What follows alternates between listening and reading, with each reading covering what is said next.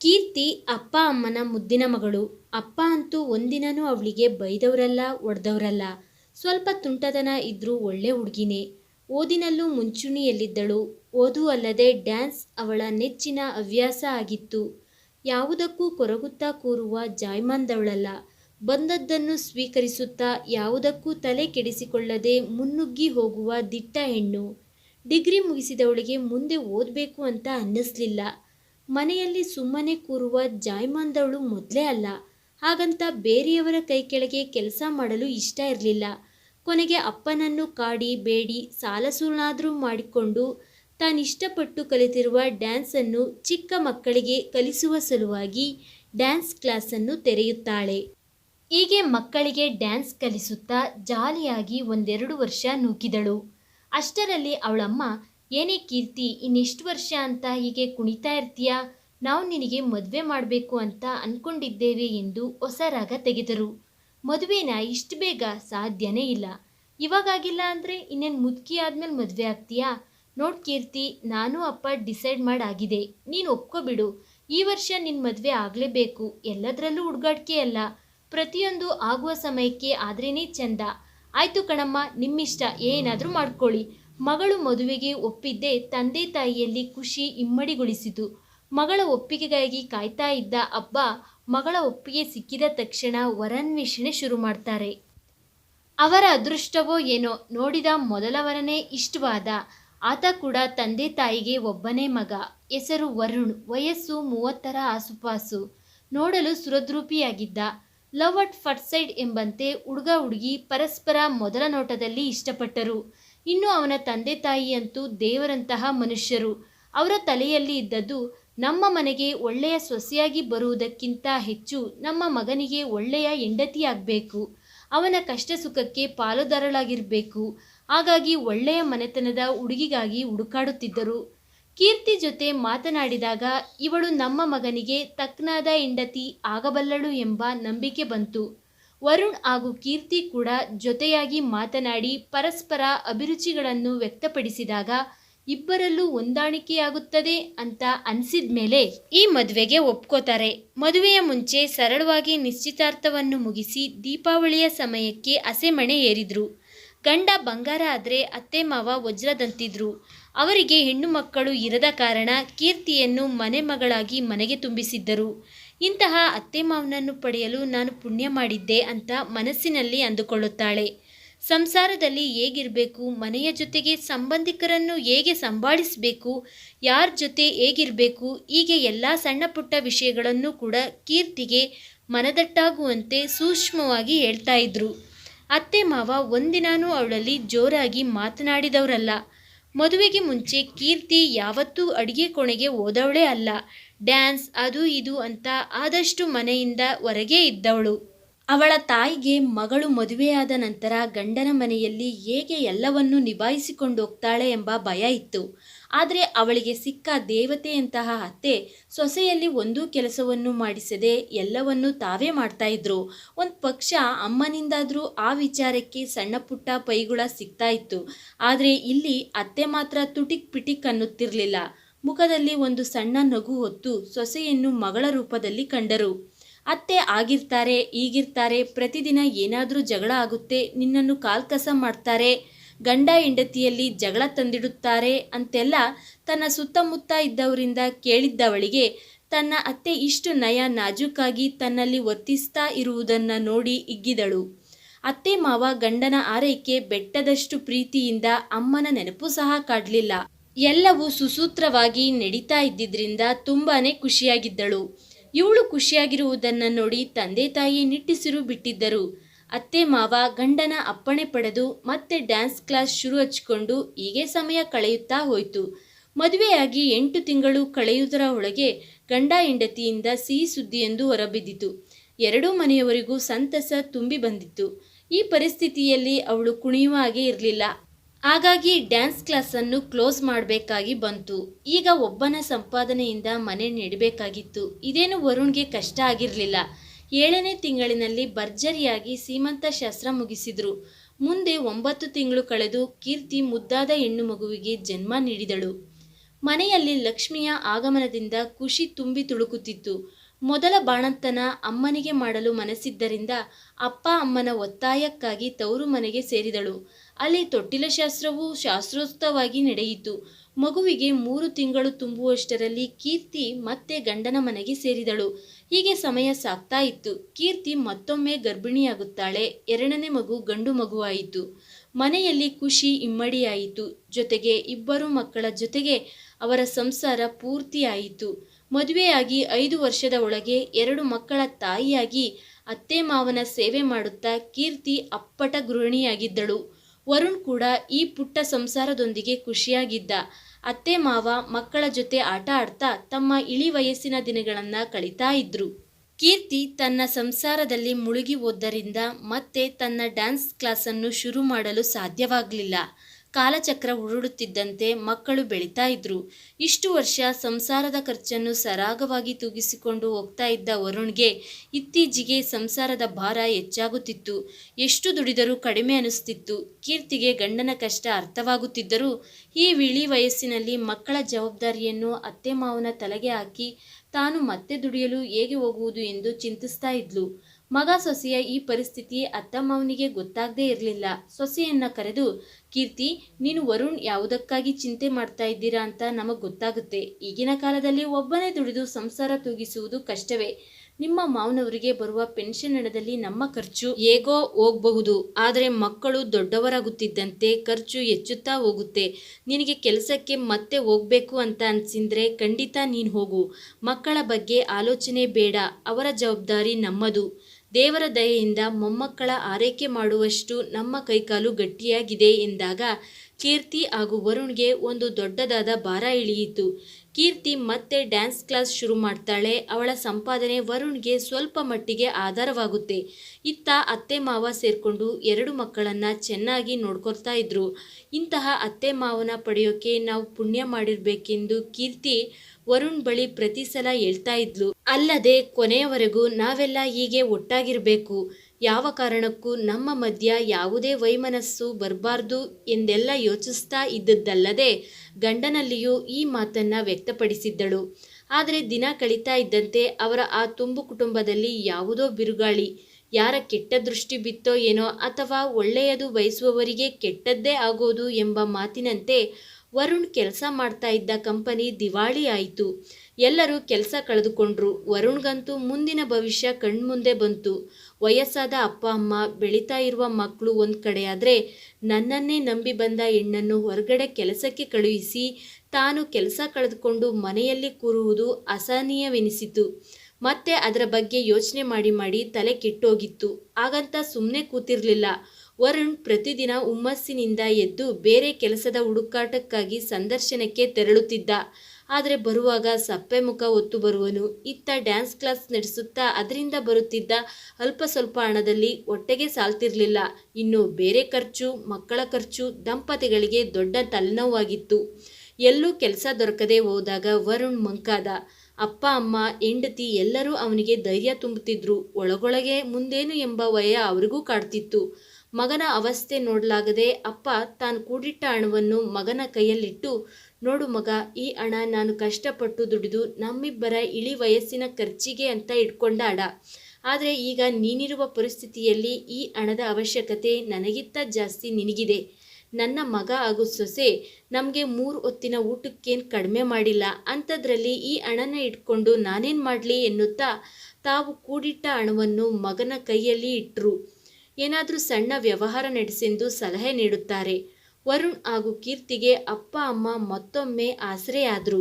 ಕಷ್ಟಪಟ್ಟು ಪೈಸಾ ಕೂಡಿಟ್ಟ ಹಣನ ಒಂದು ಬಾರಿಯೂ ಯೋಚನೆ ಮಾಡದೆ ಮಗನ ಕಷ್ಟಕಾಲದಲ್ಲಿ ಕೈ ಹಿಡಿದ ತಂದೆಯ ಋಣವನ್ನು ಯಾವತ್ತೂ ತೀರಿಸಲು ಸಾಧ್ಯವಿಲ್ಲವೆಂದು ವರುಣ್ ಕಣ್ಣೀರಿಟ್ಟ.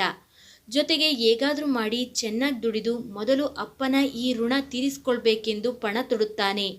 ಅದರಂತೆ ಅಪ್ಪನ ಸಲಹೆಯ ಮೇರೆಗೆ ಒಂದು ಸಣ್ಣ ಮಟ್ಟದ ವ್ಯವಹಾರವನ್ನು ಶುರು ಮಾಡಿದ. ಆದರೆ ಅವನಿಗೆ ಹಿಡಿದಿದ್ದ ಗ್ರಹಚಾರಕ್ಕೆ ಶುರು ಮಾಡಿದ ವ್ಯವಹಾರ 6 ತಿಂಗಳಲ್ಲಿ ಹಳ್ಳ ಹಿಡಿತು. ಇದರಿಂದ ಮತ್ತಷ್ಟು ಕುಗ್ಗಿ ಹೋದ. ಅದಲ್ಲದೆ ಅಪ್ಪ ಎಷ್ಟೋ ವರ್ಷದಿಂದ ಕಷ್ಟಪಟ್ಟು ಕೂಡಿಟ್ಟ ಹಣವನ್ನು ನಾನು ಒಂದೇ ಗಳಿಗೆಯಲ್ಲಿ ಉಡಾಯಿಸಿಬಿಟ್ಟೆ ಎಂಬುದು ಅವನನ್ನು ಮತ್ತಷ್ಟು ಮಾನಸಿಕವಾಗಿ ಕುಗ್ಗಿಸಿತು. ಮನೆಯಲ್ಲಿ ಮಕ್ಕಳ ಆಟ ಗದ್ದಲ ಬಿಟ್ಟರೆ ದೊಡ್ಡವರೆಲ್ಲರೂ ಮಂಕಾಗಿದ್ದರು. ಆ ಹೊತ್ತಿಗೆ ಕೀರ್ತಿಯ ಗೆಳತಿ ರಚನಾ ಫೋನ್ ಮಾಡ್ತಾಳೆ. ಹೀಗೆ ಕುಶಲೋಪಾರಿ ಮಾತನಾಡುತ್ತಾ ಕೀರ್ತಿ ಅನುಭವಿಸುತ್ತಿರುವ ದುಃಖವನ್ನು ಗೆಳತಿಯಲ್ಲಿ ಹಂಚಿಕೊಳ್ಳುತ್ತಾಳೆ. ರಚನಾ ಮದುವೆಯಾಗಿ ಬೆಂಗಳೂರಿನಲ್ಲಿ ವಾಸವಾಗಿದ್ಲು. ಅವಳ ಗಂಡ ಒಂದು ದೊಡ್ಡ MNC ಕಂಪನಿಯಲ್ಲಿ ಕೆಲಸ ಮಾಡ್ತಾ ಇದ್ದ. ರಚನಾ ಮಾತು ಮುಂದುವರಿಸುತ್ತಾ, ಕೀರ್ತಿ, ನಿನ್ನ ಗಂಡ ಬೆಂಗಳೂರಿಗೆ ಬರುವುದಾದರೆ ನಾನು ನನ್ನ ಗಂಡನ ಜೊತೆ ಮಾತನಾಡಿ ಅವರ ಕಂಪನಿಯಲ್ಲಿ ಕೆಲಸ ಸಿಗುತ್ತಾ ಅಂತ ಕೇಳುತ್ತೇನೆ. ಒಂದು ಸಲ ನಿನ್ನ ಯಜಮಾನರ ಬಳಿ ಕೇಳ್ನೋಡು. ಖಂಡಿತ ರಚನಾ, ಅವರಿಗೆ ಕೆಲಸ ಸಿಗುವುದೇ ಆದರೆ ನಾನು ಅವರನ್ನು ಹೇಗಾದರೂ ಒಪ್ಪಿಸಿ ಬೆಂಗಳೂರಿಗೆ ಕಳಿಸುತ್ತೇನೆ. ನಿನ್ನ ಈ ಉಪಕಾರನ ಯಾವತ್ತೂ ಮರೆಯಲ್ಲ ಕಣೆ. ಇದರಲ್ಲಿ ಉಪಕಾರ ಏನು ಬಂತೆ? ಅಂತಹ ಉಪಕಾರ ನೀನೆಷ್ಟು ಮಾಡಿಲ್ಲ ನನಗೆ. ನೀನೇನು ಯೋಚನೆ ಮಾಡಬೇಡ. ನಾನು ನನ್ನ ಯಜಮಾನರ ಬಳಿ ಕೇಳಿ ನಿನಗೆ ಮತ್ತೆ ಕಾಲ್ ಮಾಡುತ್ತೇನೆ ಎಂದು ಹೇಳಿ ಫೋನ್ ಇಡ್ತಾಳೆ. ಕೀರ್ತಿ ಖುಷಿಯಿಂದ ಗಂಡನ ಬಳಿ ಹೋಗಿ, ರೀ, ಹೆಂಗೆ ಗೊತ್ತಾ, ಈಗಷ್ಟೇ ರಚನಾ ಬೆಂಗಳೂರಿನಿಂದ ಫೋನ್ ಮಾಡಿದ್ಲು. ಅವಳ ಗಂಡ ಒಂದು ದೊಡ್ಡ ಕಂಪನಿಯಲ್ಲಿ ಕೆಲಸ ಮಾಡ್ತಾ ಇದ್ದಾರಂತೆ. ನೀವು ಒಪ್ಪಿದ್ರೆ ಅವಳು ಯಜಮಾನರ ಬಳಿ ಕೇಳಿ ಆ ಕಂಪನಿಯಲ್ಲಿ ನಿಮಗೊಂದು ಕೆಲಸ ಕೊಡಿಸುವಂತೆ ಅಂತ ಹೇಳಿದ್ಲು. ಕೆಲಸ ಸಿಕ್ಕಿದ್ರೆ ನೀವು ಬೆಂಗಳೂರಿಗೆ ಹೋಗ್ತಿರ್ತಾನೆ. ಏನು, ಬೆಂಗಳೂರಾ? ನಿನಗೆ ಗೊತ್ತು ಕೀರ್ತಿ, ನಾನು ನಿನ್ನ ಮಕ್ಕಳನ್ನ ಹಾಗೆ ಅಪ್ಪ ಅಮ್ಮನನ್ನು ಬಿಟ್ಟು ಇಲ್ಲಿವರೆಗೂ ಎಲ್ಲೂ ಹೋಗಿಲ್ಲ. ಅಂಥದ್ರಲ್ಲಿ ಈಗ ಬೆಂಗಳೂರಿಗೆ ಹೋಗುವುದು ಅಂದರೆ ತಮಾಷೆನಾ? ಹಾಗಂತ ಪ್ರತಿದಿನ ಚಿಂತೆ ಮಾಡ್ತಾ ಸುಮ್ಮನೆ ಕೂರೋಕ್ಕಾಗುತ್ತಾ? ಕೆಲಸ ಸಿಗುವುದೇ ಕಷ್ಟ. ಅಂಥದ್ರಲ್ಲಿ ಅಷ್ಟು ದೊಡ್ಡ ಕಂಪ್ನಿಯಲ್ಲಿ ಕೆಲಸ ಸಿಗುತ್ತೆ ಅಂದರೆ ಕಣ್ಮುಚ್ಚಿ ಒಪ್ಪಿಬಿಡಬೇಕು. ಎಲ್ಲ ಅನುಕೂಲ ನೋಡ್ಕೊಂಡೋದ್ರೆ ನಮ್ಮ ಜೀವನ ಸಾಗಲ್ಲ ಕಣ್ರಿ. ಅಪ್ಪ ಅಮ್ಮ ಮಕ್ಕಳು ನನ್ನ ಜವಾಬ್ದಾರಿ. ಒಮ್ಮೆ ನೀವು ಆ ಕೆಲಸಕ್ಕೆ ಸೇರಿದರೆ ನಮ್ಮ ಕಷ್ಟ ಎಲ್ಲ ಪರಿಹಾರ ಆಗುತ್ತೆ. ಸ್ವಲ್ಪ ಯೋಚನೆ ಮಾಡಿ ನಿರ್ಧಾರ ತಗೊಳ್ಳಿ. ಇತ್ತ ಕಡೆ ಕೀರ್ತಿ ಗಂಡನನ್ನು ಬೆಂಗಳೂರಿಗೆ ಕಳುಹಿಸಲು ಒತ್ತಾಯಿಸುತ್ತಿದ್ದಂತೆ ಅತ್ತ ಕಡೆಯಿಂದ ರಚನಾ ಫೋನ್ ಮಾಡಿ, ನಮ್ಮ ಯಜಮಾನರ ಕಂಪನಿಯಲ್ಲಿ ಮ್ಯಾನೇಜರ್ ಪೋಸ್ಟ್ ಖಾಲಿ ಇದೆಯಂತೆ. ವರುಣ್ ಅವರು ಬರುವುದಾದರೆ ಆ ಕೆಲಸನ ಅವರಿಗೆ ಕೊಡಿಸುತ್ತೇನೆ ಅಂತ ನಮ್ಮ ಯಜಮಾನರು ಹೇಳ್ತಾ ಇದ್ದಾರೆ. ವರುಣ್ ಏನಂದ್ರು? ಅವರು ಬೆಂಗಳೂರಿಗೆ ಬರಲು ತಯಾರಿದ್ದಾರಾ? ವರುಣ್ ಬೆಂಗಳೂರಿಗೆ ಹೋಗ್ತಾನಾ ಹೋಗುವುದಿಲ್ವಾ ಎಂದು ಅವನನ್ನು ಏನೂ ಕೇಳದೆ ಕೀರ್ತಿ ರಚನಾಳಿಗೆ ಹೌದು ಎನ್ನುತ್ತಾಳೆ. ವರುಣ್ಗೆ ಕೀರ್ತಿಯ ನಿರ್ಧಾರದಿಂದ ಕೋಪ ಬಂದರೂ ಏನೂ ಮಾಡುವಂತಿರಲಿಲ್ಲ. ಅವನಿದ್ದ ಪರಿಸ್ಥಿತಿಯಲ್ಲಿ ಬೆಂಗಳೂರಿಗೆ ಹೋಗಲೇಬೇಕಿತ್ತು. ಅಪ್ಪ ಅಮ್ಮನಲ್ಲಿ ಹೇಳಿದಾಗ ಅವರು ಕೂಡ ನಿನ್ನ ಮಕ್ಕಳ ಸಲುವಾದರೂ ನೀನು ಆ ಕೆಲಸಕ್ಕೆ ಹೋಗಲೇಬೇಕೆಂದು ಹೇಳ್ತಾರೆ. ವಿಧಿ ಇಲ್ಲದೆ ಮರುದಿನ ರಾತ್ರಿಯ ಬಸ್ಸಿಗೆ ಬೆಂಗಳೂರಿನ ಬಸ್ಸು ಹತ್ತುತ್ತಾನೆ. ಅಲ್ಲಿ ಅವನಿಗೆ ಕೆಲಸ ಕೂಡ ಸಿಗುತ್ತೆ. ಆದರೆ ಮನೆಯವರನ್ನು ಬಿಟ್ಟಿರೋದು ತುಂಬಾ ಕಷ್ಟ ಆಯಿತು. ಇತ್ತ ಕಡೆ ಮನೆಯಲ್ಲಿ ಕೂಡ ವರುಣ್ ಇಲ್ಲದೆ ಏನೋ ಖಾಲಿ ಖಾಲಿ ಅನ್ನಿಸ್ತಾ ಇತ್ತು. ವಾರದಲ್ಲಿ 2 ದಿನ ರಜೆ ಇದ್ದರೂ ಕೂಡ ದೂರದ ಬೆಂಗಳೂರಿನಿಂದ ಊರಿಗೆ ಬರೋದು ಸುಲಭದ ಮಾತಾಗಿರಲಿಲ್ಲ. ಬಂದು ಹೋಗುವುದೇ ದೊಡ್ಡ ರಾಮಾಯಣವಾಗ್ತಾ ಇತ್ತು. ಅದಕ್ಕಾಗಿ ತಿಂಗಳಿನಲ್ಲಿ 2 ಸಲ ಬಂದು ಹೋಗ್ತಾ ಇದ್ದ. ಮಕ್ಕಳಂತೂ ಅಪ್ಪನ ಬರುವಿಕೆಗೆ ಪ್ರತಿ ಸಲ ಎದುರು ನೋಡ್ತಾ ಇದ್ರು. ಮಕ್ಕಳ ಜೊತೆ ಆಟ, ತಂದೆ ತಾಯಿಗಳ ಜೊತೆ ಹರಟೆ, ಹೆಂಡತಿ ಜೊತೆ ಸಮಯ ಕಳೀತಾ ಇದ್ದಂತೆ ಬಂದು 2 ದಿನ ಹೇಗೆ ಮುಗಿಯಿತು ಅನ್ನೋದೇ ಗೊತ್ತಾಗ್ತಾ ಇರಲಿಲ್ಲ. ಊರಿಗೆ ಹೋಗುವಾಗ ಇರುವ ಸಂತಸ ಸಂಭ್ರಮ ಊರಿನಿಂದ ಬೆಂಗಳೂರಿಗೆ ಹಿಂತಿರುಗುವಾಗ ಮಾಯವಾಗ್ತಾ ಇತ್ತು. ಒಟ್ಟಿನಲ್ಲಿ ವರುಣ್ ದೂರ ಇರೋದು ಎಲ್ರಿಗೂ ಬೇಸರದ ಸಂಗತಿ. ಇನ್ನು ಹಬ್ಬ ಹರಿದಿನ ಬಂದರೆ ಅಂತೂ ವರುಣ್ನ ಅನುಪಸ್ಥಿತಿ ಕಾಡದೇ ಇರಲಿಲ್ಲ. ಹೀಗೆ ಸಮಯ ಕಳೀತಾ ಇತ್ತು. ನೋಡ್ತಾ ವರುಣ್ ಬೆಂಗಳೂರಿಗೆ ಹೋಗಿ 1 ವರ್ಷನೇ ಕಳೆಯಿತು. ಈ ಸಲ ದೀಪಾವಳಿ ಹಬ್ಬದ ರಜೆ ಇದ್ದಿದ್ದರಿಂದ 1 ವಾರದ ಮಟ್ಟಿಗೆ ಊರಿಗೆ ಬಂದಿದ್ದ. ಬರುವಾಗ ಏನೋ ಒಂದು ಯೋಚನೆ ಮಾಡಿಕೊಂಡೇ ಬಂದಿದ್ದ. ರಾತ್ರಿ ದೀಪಗಳನ್ನು ಹಚ್ಚಿ ಮಕ್ಕಳ ಜೊತೆಗೆ ಪಟಾಕಿ ಬಿಟ್ಟು ಇಡೀ ಕುಟುಂಬದವರು ದೀಪಾವಳಿ ಹಬ್ಬವನ್ನು ಸಂಭ್ರಮದಿಂದ ಆಚರಿಸಿದರು. ರಾತ್ರಿ ಹಬ್ಬದ ಅಡುಗೆ ರೆಡಿಯಾಗಿತ್ತು. ಮಗ ಅಪರೂಪಕ್ಕೆ ಬರುತ್ತಿದ್ದರಿಂದ ತಾಯಿ ಮಗನಿಗಾಗಿ ಅವನ ಇಷ್ಟದ ತಿಂಡಿ ತಿನಿಸುಗಳನ್ನು ರೆಡಿ ಮಾಡ್ತಾ ಇದ್ರು. ಎಷ್ಟೋ ದಿನಗಳ ನಂತರ ತಾಯಿ ಮಾಡಿದ ಅಡುಗೆಯ ರುಚಿ ಸವಿದಿದ್ದ ಮಗ ತೃಪ್ತಿಯಿಂದ ನಿದ್ದೆಗೆ ಜಾರಿದ. ಕೀರ್ತಿ ಎಲ್ಲ ಕೆಲಸ ಮಾಡಿ ರೂಮಿಗೆ ಹೋಗುವಷ್ಟರಲ್ಲಿ ವರುಣ್ಗೆ ಒಂದು ಸುತ್ತು ನಿದ್ದೆ ಮುಗಿದು ಎಚ್ಚರವಾಯಿತು. ಕೀರ್ತಿ ಹಾಸಿಗೆಯ ಪಕ್ಕ ಬರ್ತಾ ಇದ್ದಂತೆ ಎದ್ದು ಕೂತ ವರುಣ್ ಮಾತು ಶುರು ಮಾಡ್ದ. ಹೆಂಡತಿಯಲ್ಲಿ ತಾನು ಆಲೋಚನೆ ಮಾಡಿರುವ ಬಗ್ಗೆ ಹೇಳಲು ಮುಂದಾದ. ಇತ್ತೀಚೆಗೆ ನಿನ್ನ ಹಾಗೂ ಮಕ್ಕಳನ್ನ ಬಿಟ್ಟಿರಲು ತುಂಬಾನೇ ಕಷ್ಟ ಆಗ್ತಾ ಇದೆ. ಹಾಗಂತ ಕೆಲಸ ಬಿಟ್ಟು ಇಲ್ಲಿಗೆ ಬರುವುದು ಸಾಧ್ಯವಿಲ್ಲದ ಮಾತು. ಈ ಮನೇನ ಮಾರಿ ಅಲ್ಲೇ ಸೆಟಲ್ ಆಗೋಣ ಅಂದರೆ ಅಪ್ಪ ಅಮ್ಮ ಅಂತೂ ಖಂಡಿತ ಒಪ್ಪಲ್ಲ. ಅದಲ್ಲದೆ ಅಷ್ಟು ದೊಡ್ಡ ಸಿಟಿಯಲ್ಲಿ ಸಂಸಾರ ತೂಗಿಸುವುದು ಅಂದರೆ ಸುಲಭದ ಮಾತಲ್ಲ. ಈಗಷ್ಟೇ ಜಾರಿ ಬಿದ್ದವ ನಿಧಾನವಾಗಿ ಏಣಿ ಹತ್ತುತ್ತಿದ್ದೇನೆ. ಈಗ ಮಕ್ಕಳನ್ನು ಬೆಂಗಳೂರಿನಲ್ಲಿ ಓದಿಸುವಷ್ಟು ಶಕ್ತನಾಗಿದ್ದೇನೆ. ಮೊದಲು ನಾವು ಹೋಗಿ ಅಲ್ಲಿ ಸಂಸಾರ ಹೂಡೋಣ. ಎಲ್ಲ ಸರಿ ಹೋಗ್ತಾ ಇದೆ ಅಂದರೆ ಮುಂದೆ ಅಪ್ಪ ಅಮ್ಮನನ್ನು ಕರೆಸಿಕೊಂಡ್ರೆ ಆಯಿತು. ನೀನೇನು ಹೇಳ್ತೀಯಾ? ಗಂಡನಿಂದ ಈ ಮಾತನ್ನು ನಿರೀಕ್ಷಿಸಿರದ ಕೀರ್ತಿ ಒಮ್ಮೆ ದಂಗು ಬಡಿದಂತೆ ಕೂತು ಬಿಡುತ್ತಾಳೆ. ವರುಣ್ ಕೈಮುಟ್ಟಿ ಅವಳನ್ನು ಎಚ್ಚರಿಸಿದಾಗ, ನನಗೆ ನಿದ್ದೆ ಬರ್ತಾ ಇದೆ, ನಾಳೆ ಯೋಚಿಸಿ ಏನು ಅಂತ ತಿಳಿಸ್ತೀನಿ, ಸ್ವಲ್ಪ ಸಮಯ ಕೊಡಿ ಎಂದು ಹಾಸಿಗೆಗೆ ಒರಗಿದಳು. ವರುಣ್ ಕೂಡ ಅವಳನ್ನು ಒತ್ತಾಯ ಮಾಡಲು ಹೋಗಲಿಲ್ಲ. ರಾತ್ರಿ ಮಲಗಿದವಳಿಗೆ ನಿದ್ದೆನೇ ಹತ್ತಲಿಲ್ಲ. ಯಾಕಂದರೆ ಮದುವೆಯಾಗಿ ಬಂದಾಗಿನಿಂದ ಒಂದು ದಿನಾನೂ ಅತ್ತೆ ಮಾವ ತವರು ಮನೆಯ ನೆನಪು ಬರುವ ಹಾಗೆ ನಡೆದುಕೊಂಡಿಲ್ಲ. ಅಮ್ಮನ ಸ್ಥಾನ ತುಂಬಿದವರು ಅತ್ತೆ. ಅಂಥದ್ರಲ್ಲಿ ಈ ಇಳಿ ವಯಸ್ಸಿನಲ್ಲಿ ಅವರನ್ನು ಬಿಟ್ಟು ದೂರ ಹೋಗುವುದು ಅಂದರೆ ಎಷ್ಟು ಸರಿ? ವರುಣ್ಗೆ ಈ ಯೋಚನೆಯಾದರೂ ಹೇಗೆ ಬಂತು? ಈ ಗಂಡಸರೇ ಹೀಗೆ. ಮದುವೆ ಅಂತ ಆದಮೇಲೆ ಹೆಂಡತಿ ಮಕ್ಕಳೇ ಹೆಚ್ಚು. ಅವ್ರನ್ನ ಸಾಕಿ ಕಷ್ಟಪಟ್ಟು ಬೆಳೆಸಿದ ಅಪ್ಪ ಅಮ್ಮನ ಬಗ್ಗೆ ಯೋಚನೆ ಮಾಡಲು ಹೋಗಲ್ಲ. ಈಗ ಅಪ್ಪ ಅಮ್ಮನ ಬಿಟ್ಟು ಹೋಗೋಣ ಅಂತಾರೆ. ಮುಂದೆ ನಮ್ಮ ಮಕ್ಕಳು ಕೂಡ ಇದೇ ರೀತಿ ನಮ್ಮನ್ನು ಬಿಟ್ಟೋದ್ರೆ ಆಗ ಮಕ್ಕಳು ನಮ್ಮನ್ನು ಬಿಟ್ಟೋದ್ರು ಅಂತ ದುಃಖ ಪಡ್ತಾರೆ. ನಾವು ಮಾಡಿದ್ದನ್ನೇ ಅಲ್ವಾ ನೋಡಿ ಮಕ್ಕಳು ಕಲಿಯುವುದು. ಏನೇ ಆಗಲಿ ಅತ್ತೆ ಮಾವನನ್ನು ಬಿಟ್ಟು ನಾನು ಎಲ್ಲಿಯೂ ಹೋಗೋದಿಲ್ಲ. ಒಂದು ವೇಳೆ ಎಲ್ಲರೂ ಹೋಗೋದೇ ಆದರೆ ಮಾತ್ರ ಬೆಂಗಳೂರಿಗೆ ಪ್ರಯಾಣ. ಇಲ್ಲ ಅಂದರೆ ಮಕ್ಕಳ ಜೊತೆ ನಾನು ಇಲ್ಲೇ ಇರ್ತೇನೆ. ಹೇಗೋ ಇನ್ನೊಂದು ಸ್ವಲ್ಪ ಸಮಯ ಬಿಟ್ಟು ಕಂಪನಿಯ ಬ್ರಾಂಚ್ ಆಫೀಸ್ ನಮ್ಮೂರಲ್ಲೇ ಶುರುವಾಗುತ್ತೆ. ಆಗ ವರುಣ್ ಇಲ್ಲಿಗೆ ಟ್ರಾನ್ಸ್ಫರ್ ಆಗಬಹುದು. ಸುಮ್ಮನೆ ನಾವೀಗ ಬೇರೆ ಹೋಗಿ ಅತ್ತೆ ಮಾವ ಕೊರಗುವ ಹಾಗೆ ಮಾಡುವುದಾದ್ರೂ ಯಾಕೆ? ಅದಕ್ಕೆ ನನ್ನ ಮನಸ್ಸು ಕೂಡ ಒಪ್ತಾ ಇಲ್ಲ. ನಾಳೆ ಬೆಳಗ್ಗೆನೆ ವರುಣ್ಗೆ ನನ್ನ ನಿರ್ಧಾರ ತಿಳಿಸಬೇಕು ಎಂದು ಮಗ್ಗಲು ಬದಲಾಯಿಸಿ ಮಲಗಿದ್ಲು. ಬೆಳಗ್ಗೆ ಎದ್ದವಳೆ ಮನೆ ಕೆಲಸದಲ್ಲಿ ವ್ಯಸ್ತಳಾದ್ಲು. ತಾನು ತೆಗೆದುಕೊಂಡ ನಿರ್ಧಾರಕ್ಕೆ ಬದ್ಧಳಾಗಿದ್ದರಿಂದ ಮುಂದೆ ಅದರ ಬಗ್ಗೆ ಯೋಚನೆ ಮಾಡಲು ಹೋಗಲಿಲ್ಲ. ಇತ್ತ ವರುಣ್ಗೆ ಅರ್ಜೆಂಟಾಗಿ ಆಫೀಸ್ ಕೆಲಸ ಇದ್ದಿದ್ದರಿಂದ ಆ ದಿನ ರಾತ್ರಿ ಹೊರಡಬೇಕಾಯಿತು. ಇನ್ನೂ 2 ದಿನ ರಜೆ ಇದೆ ಎಂದು ಕೀರ್ತಿ ಅವನ ಬ್ಯಾಗ್ ಕೂಡ ಪ್ಯಾಕ್ ಮಾಡಿರಲಿಲ್ಲ. ಹಾಗಾಗಿ ಅವಸರದಿಂದ ಬ್ಯಾಗ್ ಪ್ಯಾಕ್ ಮಾಡಲು ಮುಂದಾದರು. ತಾಯಿ ಮಗನಿಗಾಗಿ ಮಾಡಿಟ್ಟಿದ್ದ ಅವನ ಇಷ್ಟದ ತಿಂಡಿಗಳನ್ನು ಡಬ್ಬಕ್ಕೆ ತುಂಬಿಸಿ ಸೊಸೆಗೆ ತಂದುಕೊಟ್ರು. ಮಗನ ಮೇಲೆ ಅವರಿಗಿದ್ದ ಪ್ರೀತಿ ನೋಡಿ ಕೀರ್ತಿಯ ಕಣ್ಣು ತುಂಬಿ, ಒಂದು ವೇಳೆ ಮಗನ ನಿರ್ಧಾರ ಅಪ್ಪ ಅಮ್ಮನಿಗೆ ಗೊತ್ತಾದರೆ ಅವರ ಮನಸ್ಸಿಗೆ ಹೇಗಾಗಬಹುದು ಎಂಬುದನ್ನು ಯೋಚಿಸಿಯೇ ಅವಳ ಮನ ಕಂಪಿಸುತ್ತಿತ್ತು. ವರುಣ್ ಅವಳ ಬಳಿ ಬರ್ತಾ ಇದ್ದಂತೆ ಕೀರ್ತಿ ಮಾತು ಶುರು ಮಾಡಿದ್ಲು. ನೋಡಿ, ನನಗ್ಯಾಕೋ ನಿಮ್ಮ ಯೋಚನೆ ಸರಿ ಕಾಣಿಸ್ತಾ ಇಲ್ಲ. ಎಲ್ಲರೂ ಜೊತೆಯಾಗಿ ಹೋಗುವುದಾದರೆ ಮಾತ್ರ ನಾನು ಬೆಂಗಳೂರಿಗೆ ಬರಲು ತಯಾರಿದ್ದೇನೆ.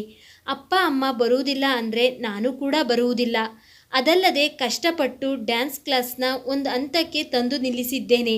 ಅಂಥದ್ರಲ್ಲಿ ಈಗ ಅದನ್ನೆಲ್ಲ ಬಿಟ್ಟು ಬೆಂಗಳೂರಿಗೆ ಬಂದರೆ ಅಲ್ಲಿ ಆ ಕೆಲಸ ಮಾಡೋದು ಸುಲಭದ ಮಾತಲ್ಲ. ಎಲ್ಲಕ್ಕಿಂತ ಹೆಚ್ಚು ಅತ್ತೆ ಮಾವನನ್ನು ಬಿಟ್ಟು ಬರೋದು ಸರಿಯಲ್ಲ. ಅವರು ನಮಗಾಗಿ ಮಾಡಿದ ತ್ಯಾಗವನ್ನು ಅಷ್ಟು ಬೇಗ ಮರೆತುಬಿಟ್ರಾ? ತಾನು ಕೂಡಿಟ್ಟ ಹಣವನ್ನು ಒಂದು ಸೆಕೆಂಡ್ ಕೂಡ ಆಲೋಚಿಸದೆ ಮಗನ ಒಳಿತಿಗಾಗಿ ಕೊಟ್ಟದ್ದು ಮರೆತು ಹೋಯ್ತಾ? ಕಷ್ಟ ಕಾಲದಲ್ಲಿ ಅಪ್ಪ ಅಮ್ಮ ನಮ್ಮ ಕೈ ಹಿಡಿದ್ರು. ಅಂಥದ್ರಲ್ಲಿ ಈಗ ರೆಕ್ಕೆ ಬಂದಿದೆ ಎಂದು ಅವರನ್ನು ಕಡೆಗಣಿಸಿ ಹೋಗುವುದು ಎಷ್ಟು ಸರಿ? ಅವರಿಗೂ ನಮ್ಮನ್ನು ಬಿಟ್ಟರೆ ಬೇರೆ ಯಾರಿದ್ದಾರೆ? ಪಾಪ ಈಗ ಮೊಮ್ಮಕ್ಕಳ ಜೊತೆ ಆಟ ಆಡ್ತಾ ಖುಷಿಯಾಗಿದ್ದಾರೆ. ಅವರನ್ನು ಇಲ್ಲಿ ಒಂಟಿ ಮಾಡಿ ನಾವು ಎಲ್ಲೋ ದೂರದಲ್ಲಿ ಹೋಗಿ ಸುಖವಾಗಿರೋಣ ಅಂದರೆ ಸಾಧ್ಯನಾ? ತಂದೆ ತಾಯಿಗಳಾಗಿ ಅವರು ಅವರ ಕರ್ತವ್ಯವನ್ನು ಯಾವುದೇ ಕುಂದು ಕೊರತೆ ಇಲ್ಲದೆ ನಿಭಾಯಿಸಿದ್ದಾರೆ. ಈಗ ಮಗನಾಗಿ ಅವರನ್ನು ಚೆನ್ನಾಗಿ ನೋಡಿಕೊಳ್ಳುವುದು ನಿಮ್ಮ ಜವಾಬ್ದಾರಿ. ನೀವು ದೂರ ಇದ್ದೀರಾ ಸರಿ, ನಿಮ್ಮ ಜಾಗದಲ್ಲಿ ನಿಂತು ನಾನು ಅವರನ್ನು ಚೆನ್ನಾಗಿ ನೋಡ್ಕೊಳ್ತೇನೆ. ಅದಲ್ಲದೆ ಇದೆಲ್ಲ ಸ್ವಲ್ಪ ಸಮಯ ತಾನೇ. ಮುಂದೆ ಬ್ರಾಂಚ್ ಆಫೀಸ್ ಆದಾಗ ನೀವು ಮತ್ತೆ ಇದೇ ಊರಿಗೆ ಬರ್ತೀರಾ. ಅಲ್ಲಿಯ ತನಕ ನಿಮ್ಮ ಅಪ್ಪ ಅಮ್ಮ ಮಕ್ಕಳು ನನ್ನ ಜವಾಬ್ದಾರಿ. ಈಗಾಗಲೇ ನೀವು ದೂರ ಇರೋದ್ರಿಂದ ಅವರು ಸಾಕಷ್ಟು ನೊಂದಿದ್ದಾರೆ. ಈಗ ನಾವು ಕೂಡ ಇಲ್ಲ ಅಂದರೆ ಅವರು ಹೇಗೆ ನೆಮ್ಮದಿಯಾಗಿರ್ತಾರೆ? ಸ್ವಲ್ಪ ನೀವೇ ಯೋಚನೆ ಮಾಡಿ. ವರುಣ್ಗೆ ಕೀರ್ತಿಯ ಮಾತು ಸರಿ ಅನಿಸಿತು. ಅಪ್ಪ ಅಮ್ಮನ ವಿಷಯದಲ್ಲಿ ನಾನು ಎಡವಿದ್ನಾ? ಹೆಂಡತಿ ಮಕ್ಕಳು ಎಂಬ ಸ್ವಾರ್ಥಕ್ಕಾಗಿ ಎತ್ತ ತಂದೆ ತಾಯಿಯನ್ನು ಮರೆತು ಬಿಟ್ನಾ? ಇಂತಹ ಯೋಚನೆಯಾದರೂ ನನಗೆ ಹೇಗೆ ಬಂತು? ಯಾಕೋ ಮನಸ್ಸು ವಿಲವಿಲ ಒದ್ದಾಡ್ತಾ ಇತ್ತು. ಮಡದಿ ತನ್ನ ಕಣ್ಣು ತೆರೆಸಿದ್ಲು ಎಂದು ಭಾವುಕನಾದ. ಇಂತಹ ತಿದ್ದಿ ತೀಡುವ ಸಂಗಾತಿ ಸಿಕ್ಕರೆ ಯಾರ ಮನೆಯಲ್ಲೂ ಅಪ್ಪ ಅಮ್ಮನಿಂದ ದೂರ ಆಗುವ ಪ್ರಸಂಗನೇ ಬರಲ್ಲ ಎಂದು ತನ್ನ ಹೆಂಡತಿಯ ಬಗ್ಗೆ ಮನದೊಳಗೆ ಹೆಮ್ಮೆ ಪಡ್ತಾನೆ. ರೂಮಿನಿಂದ ಹೊರಗೆ ಬಂದವ ಅಪ್ಪ ಅಮ್ಮನ ಕಾಲಿಗೆ ಬಿದ್ದು ನಮಸ್ಕರಿಸಿ ಹೆಂಡತಿಯ ಕಡೆಗೆ ತಿರುಗಿ ಕಣ್ಣಲ್ಲೇ ಕೃತಜ್ಞತೆ ತಿಳಿಸಿ ಕೈಬೀಸಿದ. ವರುಣ್ಗೆ ತನ್ನ ಮಾತು ಅರ್ಥವಾಯಿತೆಂದು ಕೀರ್ತಿ ನಿರಾಳಲಾದಳು.